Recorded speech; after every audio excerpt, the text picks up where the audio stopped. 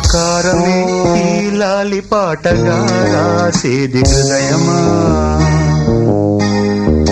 ఉమాదేవిగా శివుని అర్ధభాగమైనాలోన నిలువుమా.